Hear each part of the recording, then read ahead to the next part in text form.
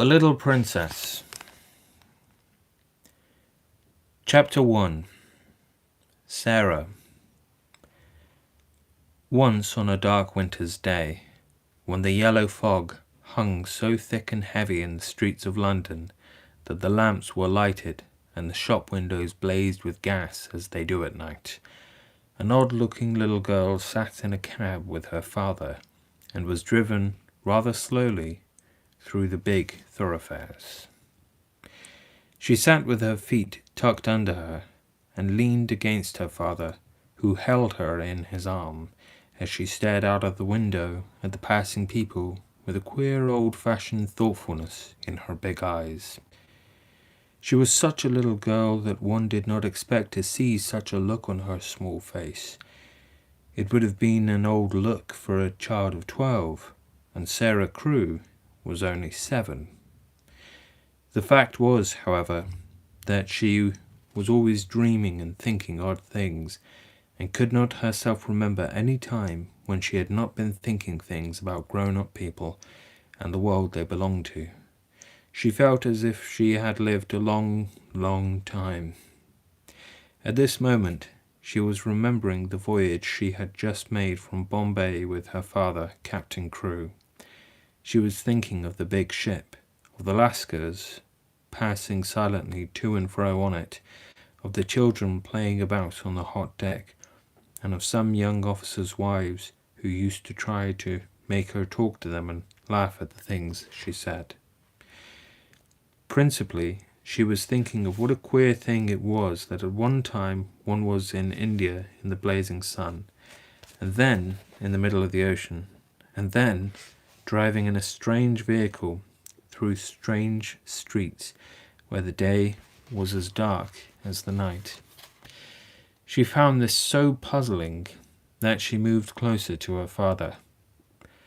"Papa," she said in a low, mysterious little voice which was almost a whisper. "Papa." "What is it, darling?"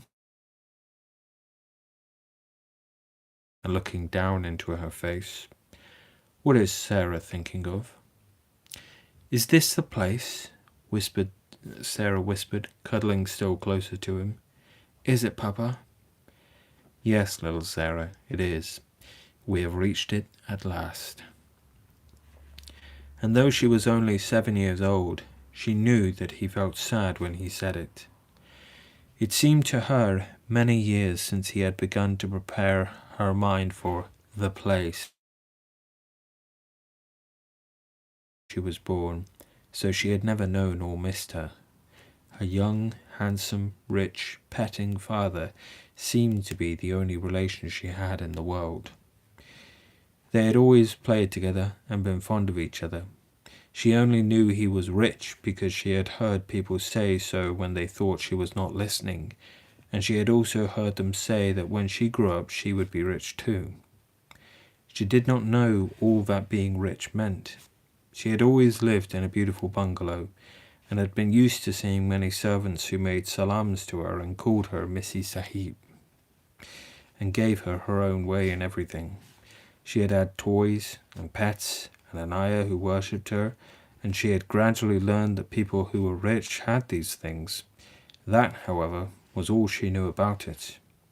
During her short life, only one thing had troubled her, and that thing was the place she was to be taken to someday. Children, and as soon as possible they were sent away from it, generally to England and to school. She had seen other children go away, and had heard their fathers and mothers talk about the letters they received from them. She had known that her father's stories of the voyage and the new country had attracted her. She had been troubled by the thought that he could not stay with her. "Couldn't you go to that place with me, Papa?" she had asked when she was 5 years old. "Couldn't you go to school too? I would help you with your lessons." "But you will not have to stay for a very long time, little Sarah," he had always said. "You will go to a nice house where there will be a lot of little girls, and you will play together. Plenty of books, and you will grow so fast that it will seem scarcely a year before you are big enough and clever enough to come back and take care of Papa." She had liked to think of that, to keep the house for her father, to ride with him and sit at the head of the table when he had dinner parties, to talk to him and read his books. That would be what she would like most in the world, and if one must go to the place in England to attain it, she must make up her mind to go. She did not care very much for other little girls, but if she had plenty of books, she could console herself. She liked books more than anything else, and was inventing stories of beautiful things and telling them to herself. Sometimes she had told them to her father, and he had liked them as much as she did. "Well, Papa," she said softly, "if we are here, I suppose we must be resigned." He laughed at her old-fashioned speech and kissed her. He knew he must keep that a secret. His quaint little Sarah had been a great companion to him, and he felt he should be a lonely fellow when, on his return to India, he went into his bungalow, knowing he need not expect to see the small figure in its white frock come forward to meet him.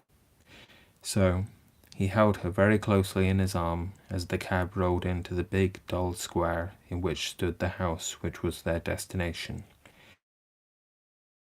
Dull brick house, exactly like all the others in its row, but that on the front door there shone a brass plate on which was engraved in black letters, "Miss Minchin Select Seminary for Young Ladies." "Here we are, Sarah," said Captain Crewe, making his voice sound as cheerful as possible. Then he lifted her out of the cab, and they mounted the steps and rang the bell. Sarah often thought afterwards that the house was somehow exactly like Miss Minchin. It was respectable and well furnished, but everything in it was ugly. And the very armchair in the hall, everything was hard and polished. Even the red cheeks of the moon face of the tall clock in the corner had a severe varnished look. The drawing-room into which they were ushered was covered by a carpet with a square pattern upon it. The chairs were square, and a heavy marble timepiece stood upon the heavy marble mantel. As she sat down in one of the stiff mahogany chairs, Sarah cast one of her quick looks about her. "I don't like it, Papa," she said, "but then I dare say soldiers, even brave ones, don't really like going into battle." Captain Crewe laughed outright at this. He was young and full of fun, and he never tired of hearing Sarah's queer speeches. "Oh, little Sarah," he said, "what shall I do when I have no one to say these solemn things to me? No one else is quite as solemn as you are." "But why do solemn things make you laugh so?" inquired Sarah. "Because you are such fun when you say them," he answered, laughing still more. And then suddenly he swept her into his arms and kissed her very hard, stopping laughing all at once and looking as had come into his eyes. It was just then that Miss Minchin entered the room. She was very like her house, Sarah felt, tall and dull and respectable and ugly. She had large, cold, fishy eyes and a large, cold, fishy smile.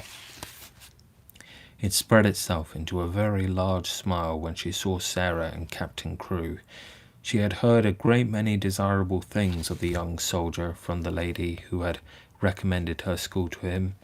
Among was a rich father who was willing to spend a great deal of money on his little daughter. "It will be a great privilege to have charge of such a... Meredith has told me of her unusual cleverness. A clever child is a great treasure in an establishment like mine." Squire Minchin's face. She was thinking something odd, as usual. "Why does she say I am a beautiful child? I am not beautiful at all. Colonel Granger's little girl Isabel is beautiful. She has dimples and rose-coloured cheeks, and long hair the colour of gold. I have short black hair and green eyes, besides which I am a thin child, and not fair in the least. I am one of the ugliest children I ever saw." She is beginning by telling a story. She was mistaken, however, in thinking she was an ugly child. She was not in the least like Isabel Grange, who had been the beauty of the regiment, but she had an odd charm of her own. She was a slim, supple creature, rather tall for her age, and had an intense, attractive little face. Her hair was heavy and quite black, and only curled at the tips. Her eyes were greenish-grey, it is true, but they were big, long black lashes, and though she herself did not like the colour of them, many other people did. Still, she was very firm in her belief that she was an ugly little girl, and she was not at all elated by Miss Minchin's flattery. I should be telling a story if I said she was beautiful, she thought, and I should know I was telling a story. I believe I am as ugly as she is, in my way. What did she say that for? After she had known Miss Minchin longer, she learned why she had said it. She discovered that she said the same thing to each papa and mamma who brought a child to her school. Sarah stood near her father and listened while he and Miss Minchin talked. She had been brought to the seminary because Lady Meredith's 2 little girls had been educated there, and Captain Crewe had a Meredith's experience. Sarah was to be what was known as a parlour boarder, and she was to enjoy even greater privileges than parlour boarders usually did. She was to have a pretty bedroom and sitting room of her own. She was to have a pony who had been her nurse in India. I am not in the least anxious about her education, Captain Crewe said with his gay laugh as he held Sarah's hand and patted it. The difficulty will be to keep her from learning too fast and too much. She is always sitting with her little nose burrowing into books. She gobbles them up as if she were a little wolf instead of a little girl. She is always starving for new books to gobble, and she wants grown-up books, great big fat ones, French and German as well as English, history and biography and poets and all sorts of things. Drag her away from her books when she reads too much. Make her ride her pony in the row or go out and buy a new doll. She ought to play more with dolls.